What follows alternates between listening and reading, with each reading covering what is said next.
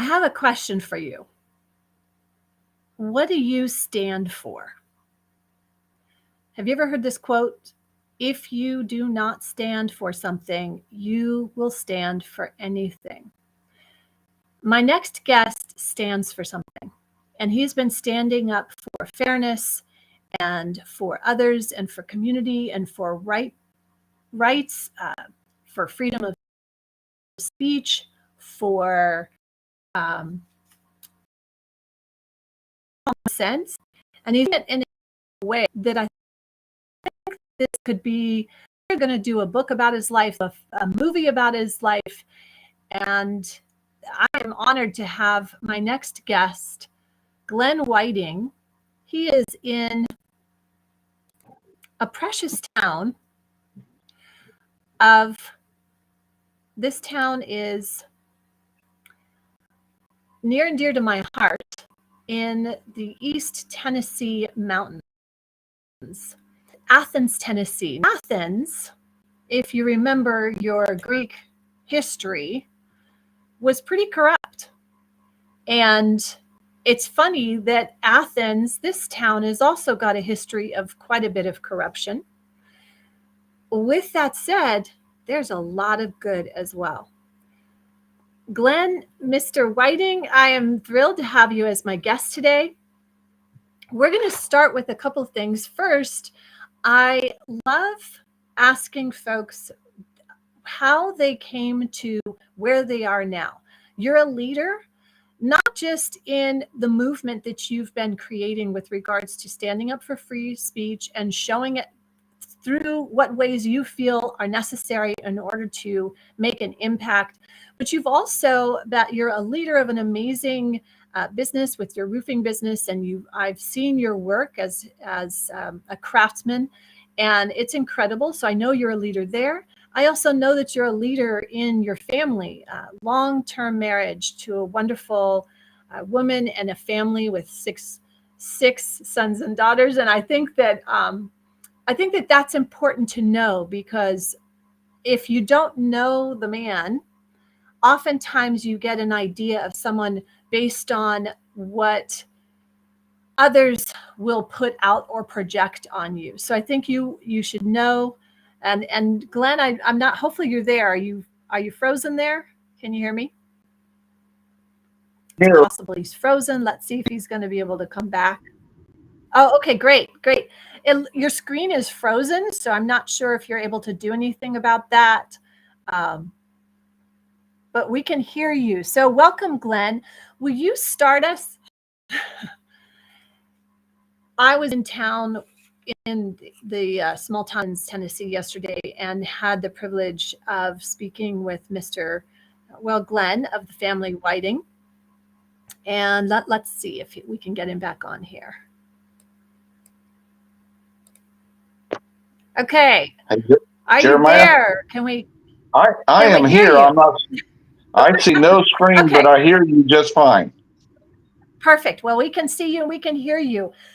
So, Mr. Whiting, will you share with us what was the origin point of you saying, this is who I am, this is what I have to do, I must take a stand for what's right? What's the origin of this? Well, it started a little over 7 years ago, and we got a new city manager, Seth Sumner, and I'm not going to get into all the details, but he started attacking a council member, and I publicly stood up for the council member. Now, it's important to know that the council member I stood up for, he and I don't agree on most things. He's extremely liberal, I'm extremely conservative, but we both stand for the truth. And the truth is, what they were doing to him was wrong, so I spoke out.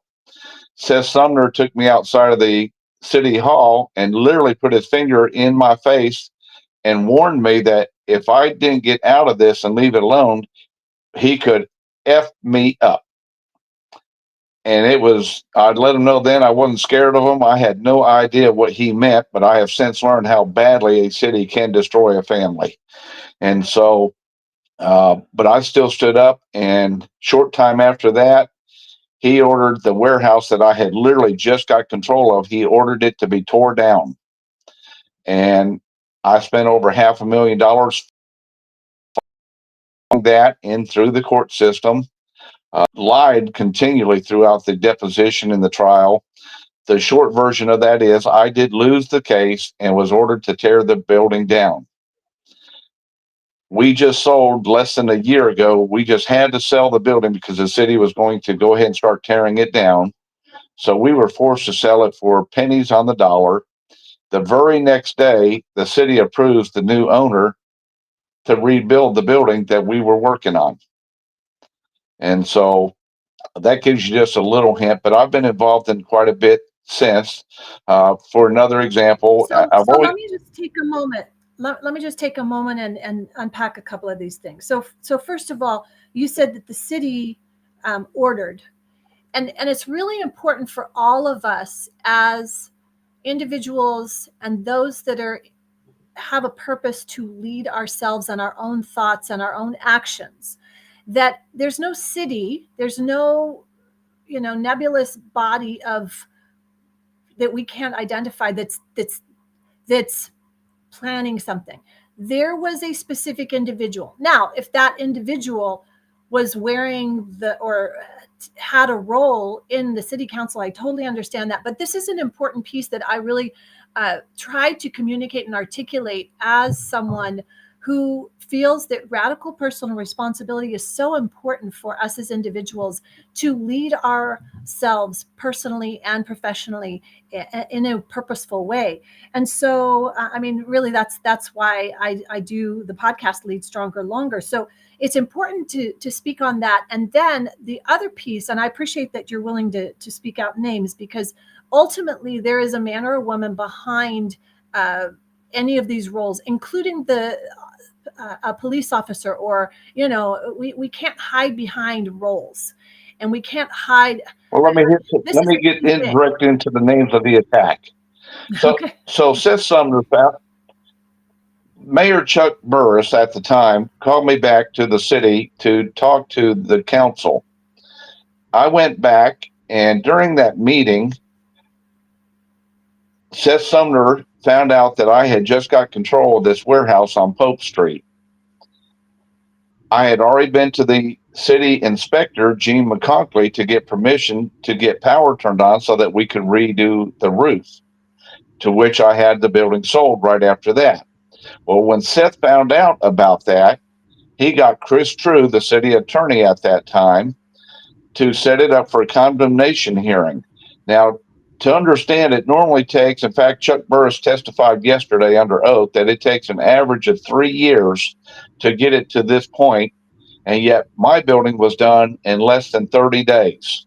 So Chris True, Seth Sumner set up a condemnation hearing, and they have Matthew Gravely, who was a code enforcement with 0 certificates, go in there and testify that building was falling in. The walls were caving in. The building was not fixable.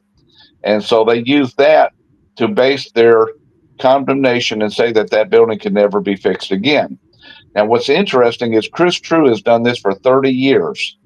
They've always used I'm going to say Section 1 of the code that deals with condemned buildings. And when they condemn it under Section 1, you as a property owner have the right to fix the building if you want to. I have the only building that has ever been done under Section 2, which says the building can never be fixed. And so that was an intentional act. In fact, there again, ex-Mayor Burris testified to that yesterday under oath, who is actually very upset because in his questions yesterday, he admitted that Seth Sumner, Chris True, and Anthony Castile all led the council to believe that building could never be fixed. It was too far gone. And he got upset when he seen the building was being fixed. And so he reached out to me and asked me what was going on. And for the first time, he asked me for a copy of all the depositions, to which I supplied to him and will supply to anyone that wants them. That upset him because he's seen all the lies that were told. And so he willingly.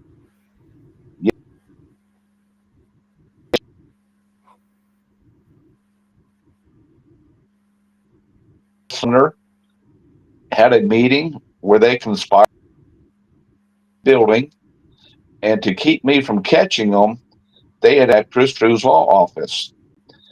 And so I agreed to do that. While I did that, Matthew Gravely was breaking into my building. And it was my attorney that caught on to the dates when they supplied it without the dates. So when he asked for a proper copy of the pictures, and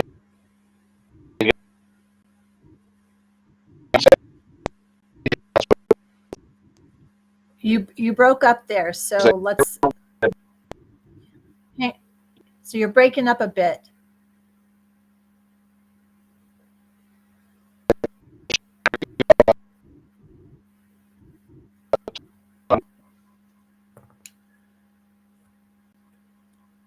Hopefully, we'll get your connection back in a moment. No, we lost you. You're still a little bit. I got to the pictures. You said there were pictures.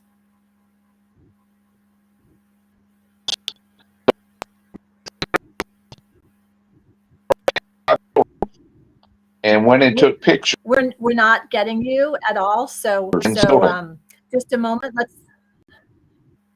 hang on, because I still couldn't hear. Nope. It's garbled. Go ahead and talk a little bit, and let's see if we can find you. To me, this is often when there's important information, things glitchy get a little glitchy here. Okay, so we'll let him come back. This is such an interesting story, and when I first drove through Athens, I saw a wall that was completely, you'd consider it graffiti, but it was clear that someone was communicating a message. And one of the things that I love to do is find out, I like to get information rather than just take it for what it is. So let's hopefully he's here.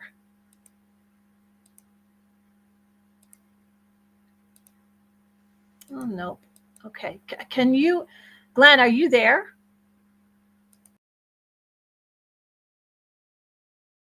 Let's see if we can get him back. Glenn, are you there? I don't see you. Nope, it's come. Okay, so we'll go back to, I'm going to post some of the pictures that I have, because the writing on the wall, so he owns the building that he is writing, and the entire side of the wall has his information. He's basically putting facts and putting quotes of some of the city council members. And a lot of folks look at it as graffiti.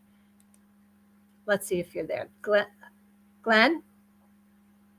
There we go. Good. Can't hear you yet. Let's see. I think we cut out. Can you hear me now? Yes. Okay. So go back to, you were talking about Matthew Gunn, then you said there was, you mentioned there were photographs. This is after Chris True, who was the city attorney at the time. Yes. So go ahead. Chris and Seth had asked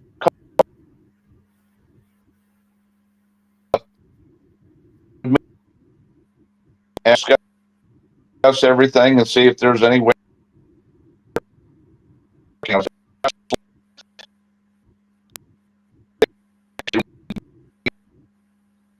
the code and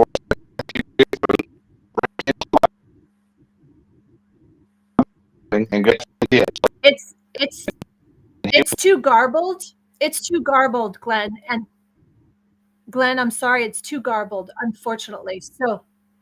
So I can't hear you, and I know if it's coming through my recording, then the audience can't hear as well.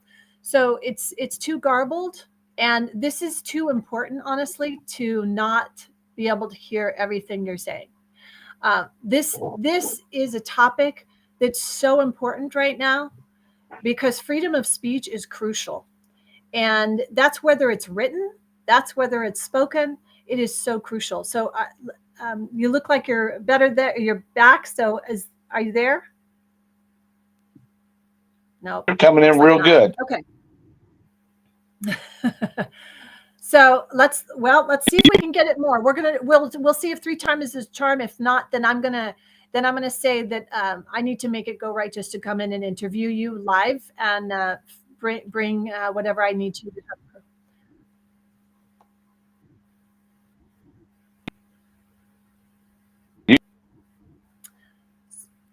Yeah, so I'm not getting you, unfortunately. I think that you're on the phone, which is really hard. So we need to reschedule this. Again, this is important, and I just can't hear you, and I really want to hear what you have to say. Okay. I So can come to you. I can meet you in Etowah if that helps. I'll be happy to well, do I that. really would love to actually see the building, and it's just going to be navigating either helping. I'll need to get a crew because I want to actually be there, and I think it'll be worth it. So, folks, we'll try this again. This is an important topic, and I think that too many of us stifle our communication because we're afraid of what others think. And when that happens, we'll see if you can come on again. Uh, all of a sudden, you're clear. You sound. I've heard everything you've said. Other than Okay. once in a while you cut out, but you've been coming in really good. Yeah, when I'm plugged directly into the Ethernet, and that helps, especially when we're streaming live. So, if we were to let's go back this because I do have a couple points, and then we can schedule another time where I'm going to come to the building because I think there's two pieces of this. One, the circumstance and situation of what you're doing, but I also know that you said something that I think is profound and important, and that is who you are at your core is standing up for truth. And Absolutely. you just happen to have gotten into, I mean, this takes a lot of wherewithal from an individual. It's not like you have full time to be doing all of this. We all have lives and doing what we're needing to be doing. So I think it's important for folks to know that you, Glenn, of the Whiting family, are not doing this because you have lost your rocker, you're off the rocker, or lost your senses, or whatever. It is really that you have a conviction, and I think a conscience that is able to go look at yourself in the mirror at the end of the day and know that bottom line is you hold the truth, you stand up for the truth, and we need more.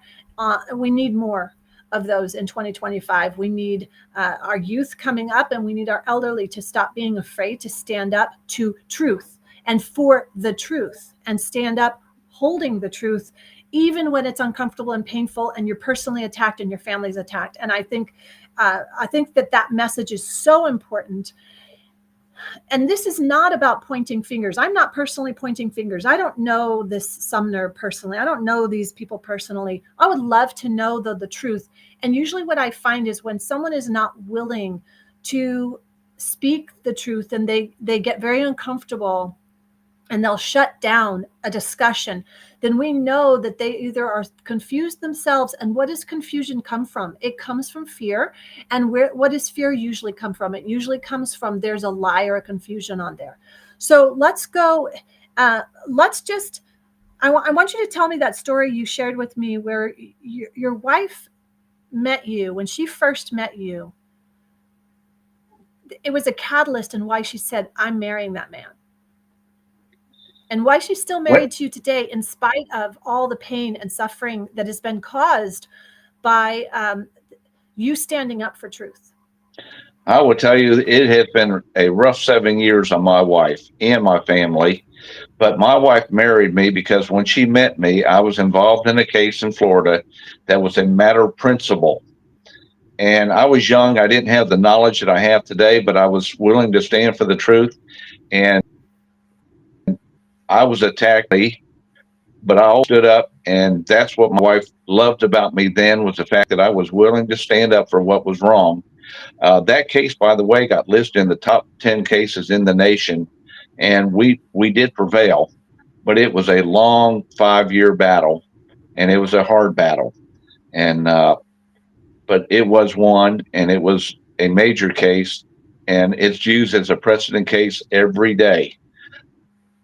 So I've always stood for the truth, even when it's somebody that I don't know. If I see something, I've always told my kids, if God puts it in your eyes and you see it, then you have a reason to do something with it.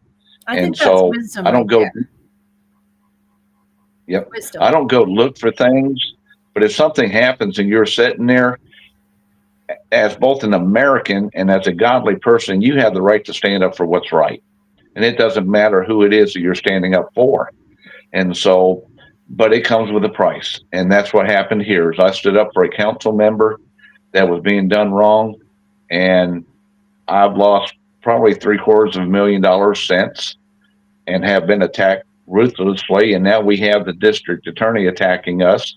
And in fact, I did a public records request. That's all I did was a public records request for the emails from the now city mayor, Larry Eaton, and the district attorney, Stephen Hatchett.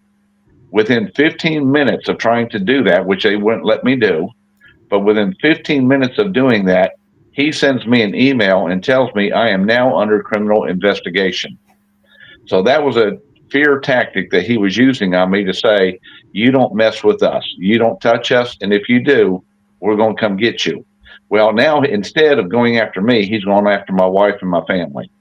And so Steve Hatchett, people love him and think he's a godly man. No, he's not. He was the city attorney. He was evil then. He still is. And he was assigned to do an investigation about the corruption with the city, and he did nothing but cover it up. He had the lady that was the center point of the whole thing. He literally had her resign the next day after I did my testimony because he knew that if she didn't resign, he would have to deal with it. And so he has her resign. And then he says, well, there's nothing left to investigate, which was not true at all. There was plenty to investigate. He just wouldn't do his job. And instead, he wants to attack me. Well, it sounds like bullies on the schoolyard, and it sounds like a lot of, I mean, sad to say, and I'm not trying to make less of this or belittle in any way, because we see this in different hierarchical components where there's a history repeating itself. There's definitely this bully energy, probably because I think I always like to look at the root cause. I'm like, okay, these folks that are doing these have been led by that. So whether it's their mother or father was bullying them and led them and did lies, and it's like this is where we as individuals have to wake up to being responsible. And I think that it's important that in these smaller things, and I'm not saying your situation is small by any means. I certainly wouldn't want to have to be in your shoes there, but we're seeing, so this is like a micro component of what's happening on a macro scale with the world, right? There's a lot of the cover up and corruption and look the other way and misdirection. And so I think that's why I want to shine light on this, and also to look at that the price of freedom is your constant willingness to stand up for the truth and fight back when you have to. And I don't personally like to fight. I like, oh, can't we all just get along? But that's unfortunately not always the case. So I'm not, from me right now, you're frozen. So I'm not sure if, okay. I wasn't sure if you were even there. I can now, yes. Okay. I want to make a quick comment on what you just were talking about. And I've always told people, and I told my kids, there's a lot that's going on in the federal government and in this world that we can't do nothing about other than vote. But when you talk about your local community, when we have so much corruption. You know he's going to say something, so much corruption, and then he ends. But I will say, I don't agree that the only thing we can do is vote in government, because that's just still playing the game of the right and the left. We know, and anyone who has their wits about them knows that there is a control structure that's putting both sides out and playing those against, and so there's the right and the left, or the red and the blue, and that construct of polarity keeps you at war and confused. So make no mistake, it's not just, oh well, you can the thing you can do in government is vote. That's what we have to do. Is it's almost like the boots on the ground with what Mr. Whiting's doing. So please continue.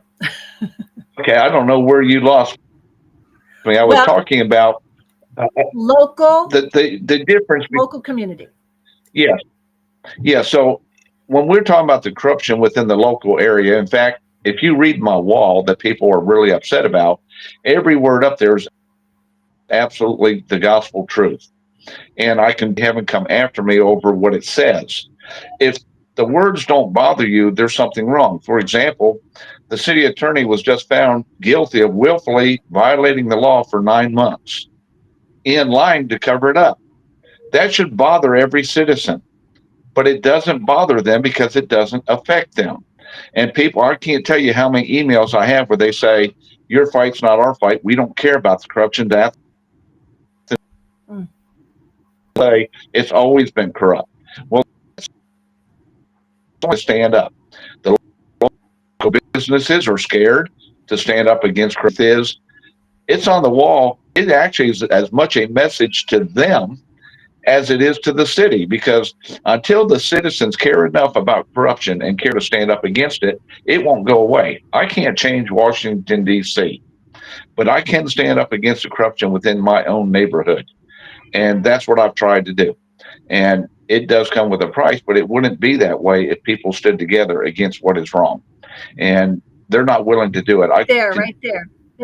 That's what you just said. And this is really important. This is why I think what you're doing is important, and how much I admire that you're willing to communicate with anyone, including the Seths and the others that are directly attacking you, because the only way to shine light on this is to shine light on it in the way that you're doing this, and it's an incredible example. Are you there? Because I think you got frozen again. Yeah, it's frozen. Okay. Can you hear me? Your screen's frozen. I can hear you. It's your screen's frozen. So we'll continue. No, it's garbled. Oh goodness. I feel like no. So I know this is too important. Again, this is too important of a message, and it's worth talking about. So I'm sure my audience would love to see the wall anyway, and we can talk perhaps in front of the wall and talk more about this. I would love to have more of this dialogue. I think it's important. I need the practice myself to be able to have uncomfortable discussions without it becoming a confrontation, without it becoming a war or bullying of, you did this, so now I'm going to do this, and this insanity that is not at the heart of a genuine man or woman.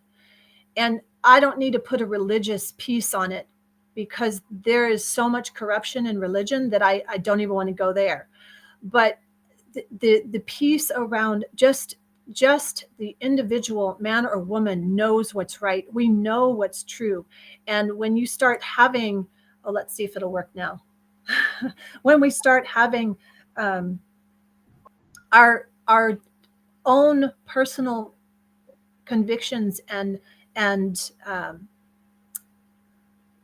voices shut down because it's not going along with the narrative, then we know we're playing out these stories that have been written in 1984 and Brave New World, and that's not the future I want for my sons, and not the future I want for our future children. So this is why this is an important message.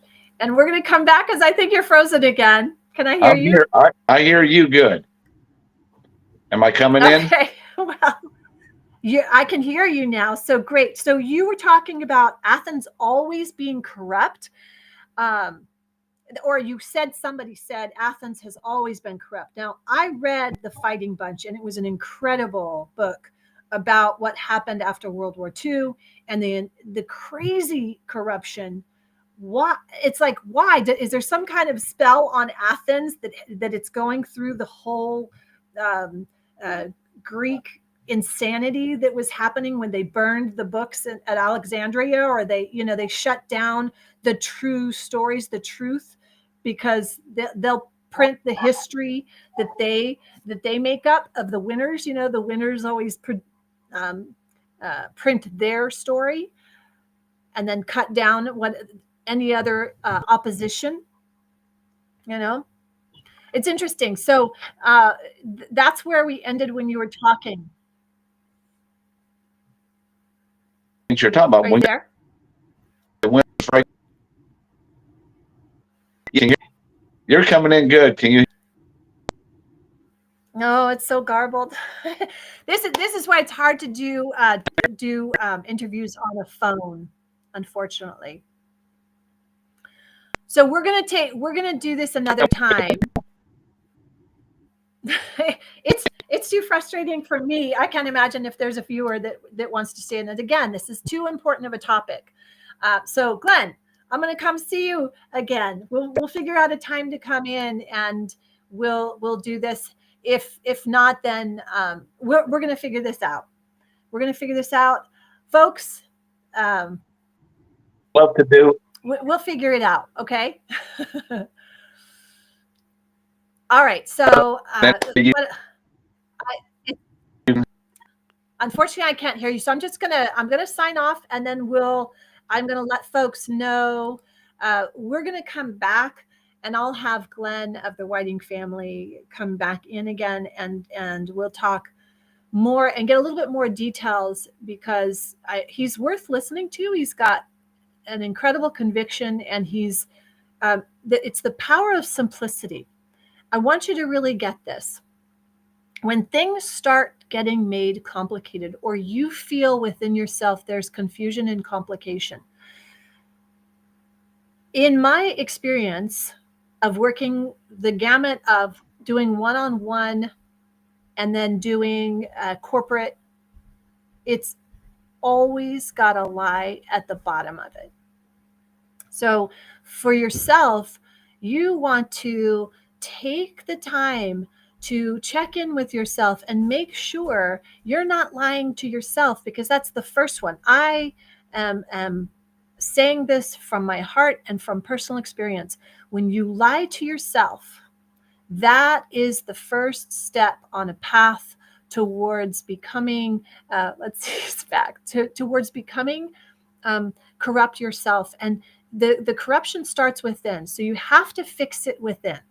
You have to go within and tell the truth and be able to look at yourself in the mirror.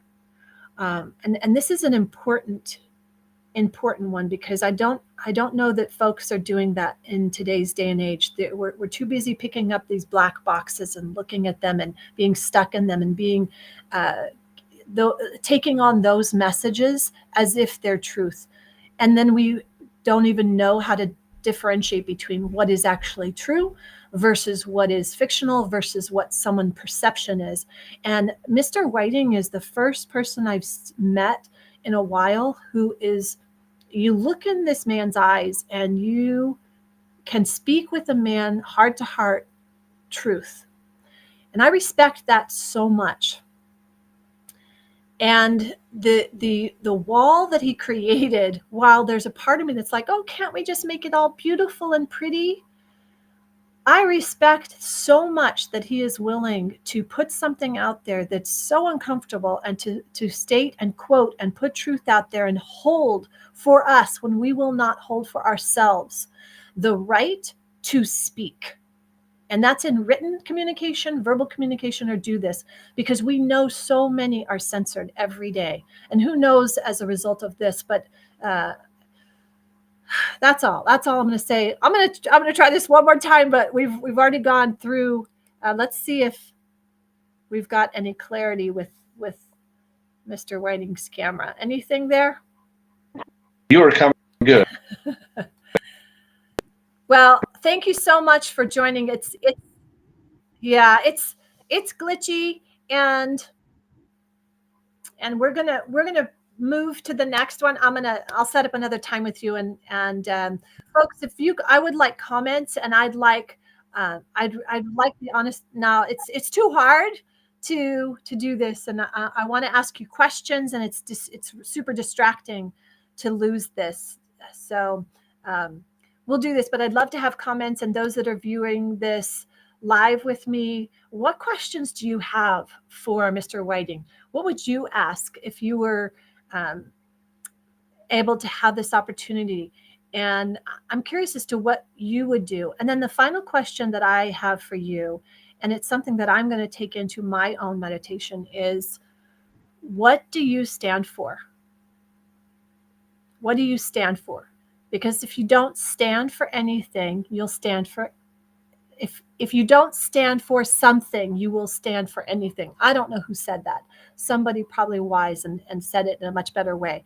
But I believe that if you have no values and no clear foundation of who you are at your core, it's real easy to get sold and to buy, make no mistake, where we buy into the BS, false narratives and insanity and corruption and evil that is going on in this world right now, that we see every day. And then the mudslinging and all this. But the bottom line is, they're literally men and women and children being murdered right now, being starved to death deliberately. For what? So someone can, just it's insane to me. And I don't need to go into any of the politics or geographical locations, but until we can stand up and fight for ourselves and each other, I think we're going to continue to get and fight for truth. Ultimately, that's what I'm saying, is fight for the truth. We're going to continue to get what we get, which is chaos on the planet. So, okay, I'll let you know when we go live again, when I can have a good